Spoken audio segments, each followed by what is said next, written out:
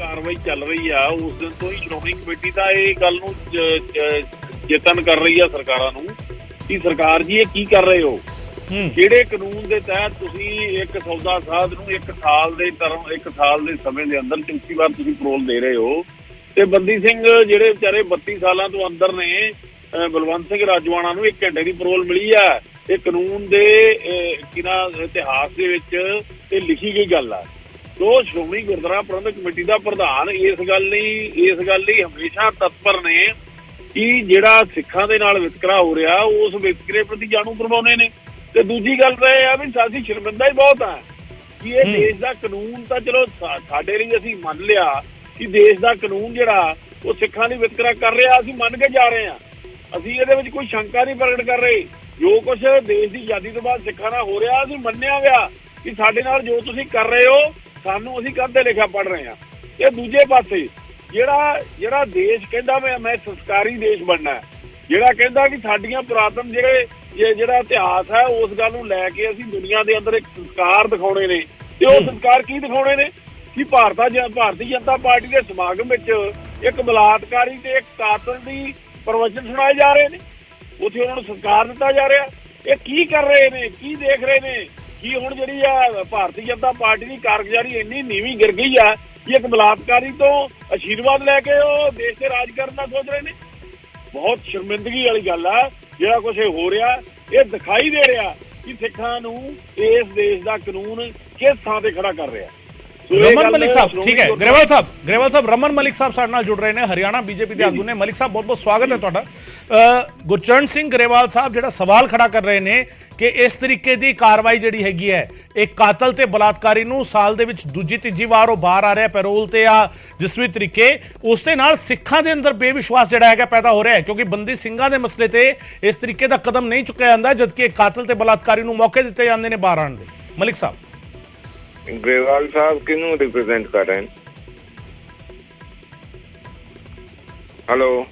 Hello, हाँ जी, ग्रेवाल साहब किसको रिप्रेजेंट करते हैं जी? ग्रेवाल साहब श्रोमणी गुरुद्वारा प्रबंधक कमेटी दे मेंबर ने। हाँ, मेरा देखिए, सिर्फ वो लोग जो केसधारी हैं, सिर्फ वो सिख नहीं है।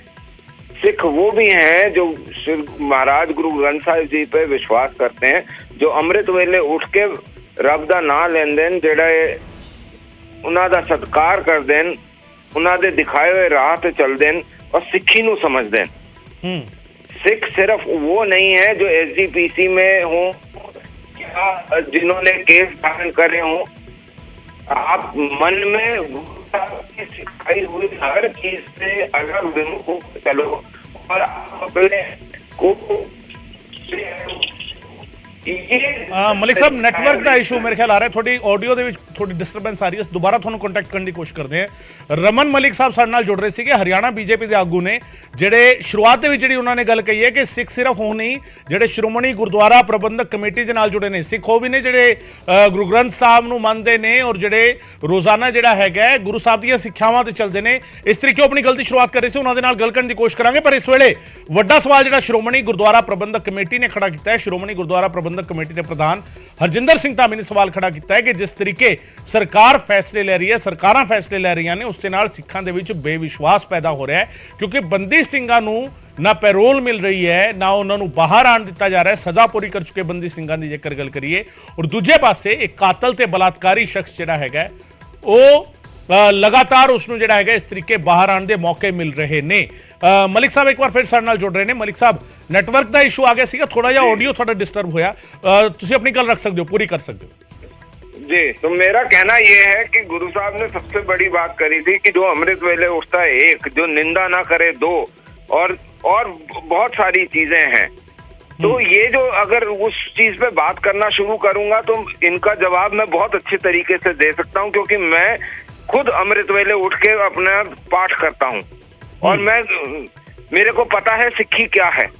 तो मेरे को कम से कम इतना पाठ मैं इन लोगों से नहीं सीखूंगा, लेकिन हाँ इतना जरूर बता सकता हूं कि अगर देश के कानून में ये प्रावधान है और उस प्रावधान के चलते फरवरी 2022 में, अगर मैं गलती नहीं खा रहा हूं, तो एक केस चला था Punjab and Haryana high court के अंदर, जिसके अंदर गुरमीत राम रहीम को के ऊपर ये आया था कि ये सजा याफ्ता जो व्यक्ति है, इसके ऊपर ये संगीन अपराध में आता है, इसको फरोल नहीं देनी चाहिए, इस प्रकार का कुछ केस आया था।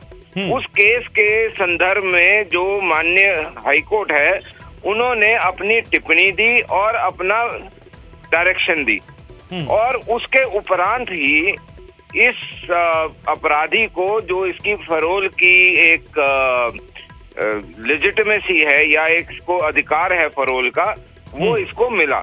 मैं आज ये पूछना चाहता हूं, नंबर एक, कि जी आप जब ये दोगलेपन की बात करते हैं या अपराध लगाते हैं या ये बोलते हैं, तो मैं ये पूछना चाहूंगा कि जिन लोगों ने गुरु साहब की शिक्षाओं की बेअदबी करते हुए मनुष्य को काट दिया, गुरु गोविंद सिंह ने तो जो लोग उनके दुश्मन थे, जिनसे वो लड़ाई कर रहे थे, उनको भी पानी पिलाया, उनकी भी देखभाल करी, और जिन लोगों ने जाके मंदिरों के अंदर विध्वंस मचाया निहंगों ने, या एक व्यक्ति को सड़क पे काट के टुकड़े करके डाल दिया, या इस प्रकार की अनेकों घटनाएं हुई, एसजीपीसी तब कुछ नहीं बोली। एसजीपीसी तब भी कुछ नहीं बोलती है जब सिक्खी के ऊपर जो खतरा कन्वर्जन का पड़ा हुआ है, सिक्खी के ऊपर जो इतना बड़ा खतरा ये पादरियों का और ये पास्टर्स का मंडरा रहा है पूरे पंजाब के अंदर, गुरु घरों के अंदर ये चर्च बनाए जा रहे हैं, तब कहाँ जाती है एसजीपीसी?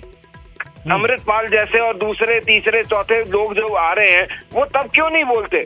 हाँ, मैं ये मानता हूँ कि अगर कोई गुरु साहब की सिखाई हुई चीजों पे, गुरु साहब के दिखाए हुए मार्गदर्शन की बेअदबी करता है, उसके ऊपर कोई ना कोई ऐसा कानून बनना चाहिए कि वे किसी भी धर्म की बेअदबी ना कर सके। लेकिन मैं ये पूछना चाहता हूँ कि अगर किसी को भी इस फरोल से दिक्कत है, तो उसके पास न्यायालय जाने का एक ऑप्शन है, तो वो क्यों नहीं जाते हैं? और ये देश कहाँ संविधान से चलेगा ना? ठीक, ग्रेवाल साहब। जी जी ग्रेवाल साहब, बहुत सारी गल्लां रमन मलिक साहब ने कीतियां, ਜਿਹੜੀ ਤੁਸੀਂ ਸੁਣੀਆਂ ਵੀ ਹੋਣੀਆਂ। ਉਹ ਸਵਾਲ ਖੜਾ ਕਰ ਰਹੇ ਨੇ ਕਿ ਇਹਨਾਂ ਸਾਰੇ ਮਸਲਿਆਂ ਤੇ, ਵੱਖ-ਵੱਖ ਮਸਲਿਆਂ ਦਾ ਉਹਨਾਂ ਨੇ ਜ਼ਿਕਰ ਕੀਤਾ, ਉਦੋਂ ਐਸਜੀਪੀਸੀ ਕਿਉਂ ਨਹੀਂ ਬੋਲਦੀ? ਇਸ ਮਸਲੇ ਨੂੰ ਇਸ ਤਰੀਕੇ ਕਿਉਂ ਰਿਪਰੈਜ਼ੈਂਟ ਕੀਤਾ ਜਾਂਦਾ ਹੈ? ਕਿਰਪਾ ਕਰਕੇ ਹੁਣ ਤੁਸੀਂ ਟਾਈਮ ਦੇ ਮੱਦੇ ਨਜ਼ਰ ਰੱਖ ਕੇ ਪ੍ਰੋਗਰਾਮ ਨੂੰ ਖਤਮ ਨਾ ਕਰਨਾ, ਕਿਰਪਾ ਕਰਕੇ ਮੈਨੂੰ ਇਸ ਗੱਲ ਦਾ ਜਵਾਬ ਦੇਣ ਲਈ ਮੌਕਾ ਜ਼ਰੂਰ ਦੇਣਾ। ਰਮਨ ਬਹਿਲ ਜੀ, ਤੁਸੀਂ ਇਸੇ ਧਰਤੀ ਤੇ ਰਹਿ ਰਹੇ ਹੋ ਜਾਂ ਕਿਸੇ ਹੋਰ ਵਿਦੇਸ਼ ਤੋਂ ਆਏ ਹੋ ਜਾਂ ਕਿਸੇ ਮੰਗਲ ਗ੍ਰਹਿ ਤੋਂ ਆਏ ਹੋ, ਕਿ ਤੁਸੀਂ ਜਿਹੜਾ ਤੁਸੀਂ ਮੇਰੇ ਤੇ ਇਤਰਾਜ਼ ਉਠਾਇਆ ਕਿ ਸ਼੍ਰੋਮਣੀ ਕਮੇਟੀ ਜਿਹੜੀ ਆ ਉਹ ਸਿਰਫ ਕੇਸਾਧਾਰੇ ਨੂੰ ਸਿੱਖ ਸਮਝਦੀ ਆ, ਦੂਸਰੇ ਨੂੰ ਸਿੱਖ ਨਹੀਂ ਸਮਝਦੀ, ਤੇ ਰਮਨ ਬਹਿਲ ਜੀ ਕਿਸੇ ਨਾਲ ਮੈਂ ਕਿਹਾ ਵਾ ਕਿ ਤੁਸੀਂ ਗੁਰੂ ਗ੍ਰੰਥ ਸਾਹਿਬ ਦਾ ਸਤਿਕਾਰ ਕਰਦੇ ਹੋ, ਤੁਸੀਂ ਸਿੱਖ ਨਹੀਂ ਹੈਗੇ। ਅਸੀਂ ਜਿਹੜਾ ਸਿੱਖ ਹੈ, ਉਹ ਕੋਈ ਵੀ ਬੰਦਾ ਗੁਰੂ ਪ੍ਰਤੀ ਆਸਥਾ ਰੱਖਦਾ ਤੇ ਉਸ ਦਾ ਸਤਿਕਾਰ ਕਰਦਾ, ਤੇ ਅਸੀਂ ਤਾਂ ਤਿਆਰ ਹਾਂ।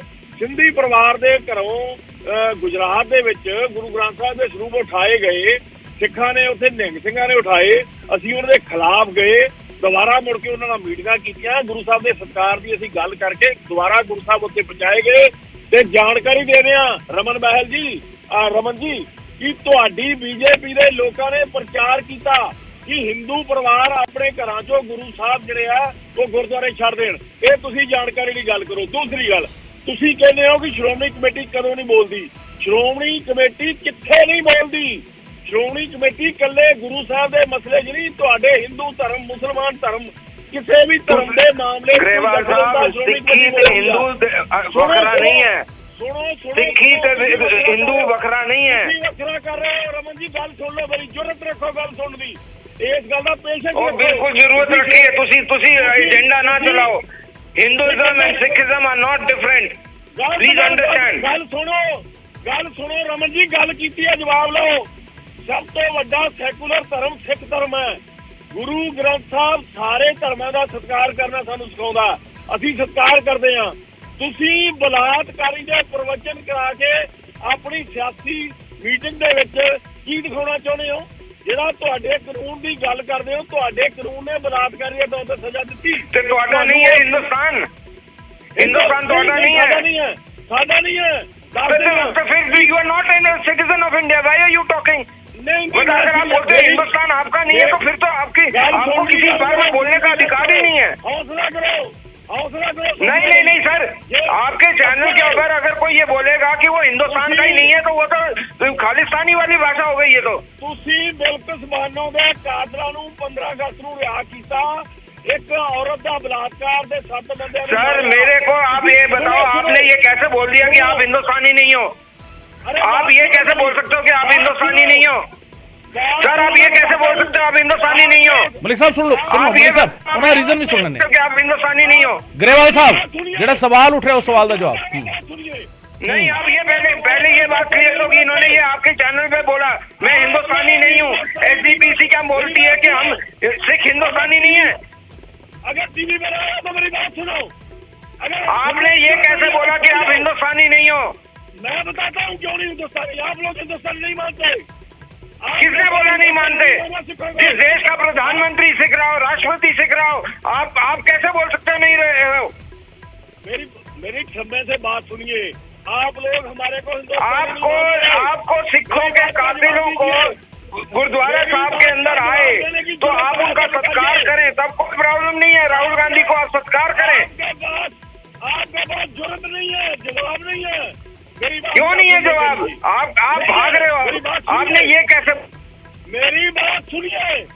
नहीं हो आप ये बताइए साहब, मैं आपसे ये पूछ रहा हूँ एंकर महोदय कि आप ये बताइए क्या ये इस तरीके की अलगाववाद की बातें चलेंगी? मलिक साहब एक बार सुन लेते हैं ना, वो क्यों कह रहे हैं ऐसा? नहीं सर, मैं नहीं सुनूंगा। मेरे ये सुन लेते हैं ना एक बार, क्यों? क्योंकि उन्होंने मलिक साहब उन्होंने शुरू में ये बात कही ऐसी। एक मिनट ग्रेवाल साहब, एक मिनट ग्रेवाल साहब, एक मिनट ग्रेवाल साहब, एक मिनट ग्रेवाल साहब, एक मिनट मलिक साहब ग्रेवाल साहब ने जी शुरू में गल कही है, उन्होंने कहा कि 2 तरीके कानून क्यों काम कर रहे हैं। एक पासे कातिल ते बलात्कारी राम रहीम है जिसनों पैरोल या जी बाहर आने की इजाजत जी है वो मिल जाती है। दूजे पासे बंदी सिखा का मसला है जिहड़े सजा पूरी कर चुके ने, उन्होंने ना पैरोल मिलती है ना बाहर आने की इजाजत मिलती है, और इस करके कितने ना कितने अविश्वास पैदा होता है। एक मिनट जो देश एक अपराध सामाजिक अपराध है और एक अपराध देश के खिलाफ अपराध है, दो अलग अलग श्रेणी है। दूसरी चीज, अगर इनको ऐसा कुछ लगता है तो ये कानून न्यायालय पे जाएंगे ना। देश की व्यवस्था क्या कहती है? न्यायालय पे जाइए, वहां पे आप अप्लाई करिए, वहां पे चीजें होंगी। हम अगर इस तरीके से बात करने लग जाए तो हमारे एंकर से बात कर रहा हूँ अगर बिल्कुल ग्रेवाल साहब रमन मलिक ये कह रहे ने कि ਜਿਹੜੇ ਇਤਰਾਜ਼ ਨੇ ਉਹ ਇਤਰਾਜ਼ ਜੇਕਰ ਹੈਗੇ ਤਾਂ ਉਹ ਕਾਨੂੰਨ ਦੇ ਰਾਹੀਂ ਅਦਾਲਤਾਂ ਦੇ ਰਾਹੀਂ ਜਿਹੜਾ ਹੈਗਾ ਉਹ ਇਤਰਾਜ਼ ਰੱਖੇ ਜਾ ਸਕਦੇ ਨੇ। मेरे कि ये हिंदुस्तानी नहीं है। मेरी बात सुनिए रमन जी, ध्यान से सुनिए, खोल कर सुनिए। देश बात सुननी पड़ेगी। इस देश को याद करो दिया, इस देश की सरहद को कायम रखने के लिए किसने कुर्बानी दी है? आप कौन होते हैं? ग्रेवाल साहब वो सारियां गल्लां ठीक नहीं। ग्रेवाल साहब जेड़ी तुसी पॉइंट रखा सी ग्रेवाल साहब, लोग जिन्होंने देश के लिए ग्रेवाल साहब सुनो, फौज में भी आर्मी में ग्रेवाल साहब रमन मलिक कह रहे ने कि जेकर इतराज है तो फिर कानूनी तरीके नाल क्यों नहीं सवाल चुके जाते? मैं वही पूछ रहा हूँ, कानून दो तरफ क्यों है? बिल्किसबानों का कातिलों को क्यों रिहा करते हैं और जो सिख बंदी है जो सजा पूरी कर चुके हैं उनको रिहा करने के लिए ये रमन जी आवाज क्यों नहीं बुलंद करते? मलिक साहब मैं आपको बार-बार एक चीज बोल रहा हूं, मैंने भी सुनिए मेरी बात सुनिए, ठीक है मलिक साहब, मैंने भी अपने आप को जो चीजें मेरे को बुरी लगती हैं उसके खिलाफ मैंने भी कोर्ट केसेस डाले हुए हैं, अपनी सरकार के खिलाफ डाले हुए हैं। मैं क्यों नहीं कर रहा हूँ? क्योंकि मेरा जो कॉन्स्टिट्यूशन है वो भी, और मेरे को जो संस्कार मिले हैं चाहे वो सनातन धर्म से हैं और चाहे वो मेरे सिक्खी पंथ से हैं, दोनों ये कहते हैं कि यथास्थान का जो कानून होता है उसको ऊपर मान के अपनी आत्मा को साफ करके दूसरे को गलत दिखाने की जरूरत नहीं है, लेकिन अपने आप को ठीक अपना सच जो है वो बताना है। ये मेरे संस्कार हैं, ये मेरे को संस्कार गुरु साहब ने भी सिखाए हैं। मलिक साहब ग्रेवाल साहब बहुत बहुत शुक्रिया ਤੁਹਾਡਾ ਦੋਵਾਂ ਦਾ। ਰਮਨ ਮਲਿਕ ਸਾਹਿਬ ਹਰਿਆਣਾ ਬੀਜੇਪੀ ਦੇ ਆਗੂ ਤੇ ਸ਼੍ਰੋਮਣੀ ਗੁਰਦੁਆਰਾ ਪ੍ਰਬੰਧਕ ਕਮੇਟੀ ਦੇ ਵੱਲੋਂ ਗੁਰਚਰਨ ਸਿੰਘ ਗਰੇਵਾਲ ਸਾਹਿਬ ਸਾਡੇ ਨਾਲ ਜੁੜੇ ਸੀਗੇ। ਸਵਾਲ ਇਹ ਹੈਗਾ, ਇੱਕ ਸਵਾਲ ਜਿਹੜਾ ਸ਼੍ਰੋਮਣੀ ਗੁਰਦੁਆਰਾ ਪ੍ਰਬੰਧਕ ਕਮੇਟੀ ਚੁੱਕ ਰਹੀ ਹੈ, ਉਹ ਸਵਾਲ ਇਹ ਹੈ ਕਿ ਬੰਦੀ ਸਿੱਖਾਂ ਦੀ ਰਿਹਾਈ ਕਿਉਂ ਨਹੀਂ, ਉਹਨਾਂ ਨੂੰ ਮੌਕਾ ਕਿਉਂ ਨਹੀਂ, ਉਹਨਾਂ ਨੂੰ ਪੈਰੋਲ ਕਿਉਂ ਨਹੀਂ, ਉਹਨਾਂ ਨੂੰ ਬਾਹਰ ਆਉਣ ਦੇ ਲਈ ਇਜਾਜ਼ਤ ਕਿਉਂ ਨਹੀਂ? ਕਾਨੂੰਨ ਜਿਹੜਾ ਹੈਗਾ ਕਿਤੇ ਨਾ ਕਿਤੇ ਇਸ ਕਰਕੇ ਸ਼੍ਰੋਮਣੀ ਗੁਰਦੁਆਰਾ ਪ੍ਰਬੰਧਕ ਕਮੇਟੀ ਦੇ ਜਿਹੜੇ ਪ੍ਰਤੀਨਿਧੀ ਨੇ ਉਹ ਇਹ ਕਹਿੰਦੇ ਨੇ ਕਿ ਕਿਤੇ ਨਾ ਕਿਤੇ ਸਾਨੂੰ ਇਹ ਲੱਗਦਾ ਹੈ ਕਿ ਡਬਲ ਕਾਨੂੰਨ ਜਿਹੜਾ ਹੈਗਾ ਚੱਲ ਰਿਹਾ, ਸਿੱਖਾਂ ਲਈ ਵੱਖਰਾ ਸਿਸਟਮ ਚੱਲ ਰਿਹਾ ਔਰ ਬਾਕੀਆਂ ਲਈ ਵੱਖਰਾ ਚੱਲ ਰਿਹਾ ਹੈ। ਰਮਨ ਮਲਿਕ ਹਰਿਆਣਾ ਬੀਜੇਪੀ ਦੇ ਆਗੂ ਜਿਨ੍ਹਾਂ ਨੇ ਸਾਫ਼ ਤੌਰ ਤੇ ਕਿਹਾ ਕਿ ਜੇਕਰ ਇਤਰਾਜ਼ ਹੈਗਾ ਕਿਸੇ ਵੀ ਚੀਜ਼ ਤੇ, ਕਿਸੇ ਵੀ ਫੈਸਲੇ ਤੇ, ਤਾਂ ਉਸ ਦੇ ਖਿਲਾਫ ਅਦਾਲਤ ਵਿੱਚ ਜਾਇਆ ਜਾਣਾ ਚਾਹੀਦਾ ਹੈ। ਅਦਾਲਤ ਵਿੱਚ ਜਾ ਕੇ ਅਪੀਲ ਜਿਹੜਾ ਹੈਗਾ ਕੀਤੀ ਜਾਣੀ ਚਾਹੀਦੀ ਹੈ। ਕਾਨੂੰਨ ਦਾ ਮਸਲਾ ਹੈਗਾ, ਸੋ ਕਾਨੂੰਨ ਦੇ ਰਾਹੀਂ ਹੀ ਉਸ ਨੂੰ ਚੁੱਕਿਆ ਜਾਣਾ ਚਾਹੀਦਾ ਹੈ। ਔਰ ਜਿਸ ਤਰੀਕੇ ਇਹ ਪੂਰੀ ਦੀ ਪੂਰੀ ਚਰਚਾ ਹੁੰਦੀ ਹੈ ਉਸ ਦੇ ਵਿੱਚ ਸਵਾਲ ਜਿਹੜੇ ਹੈਗੇ ਕਈ ਸਾਰੇ ਖੜੇ ਹੁੰਦੇ।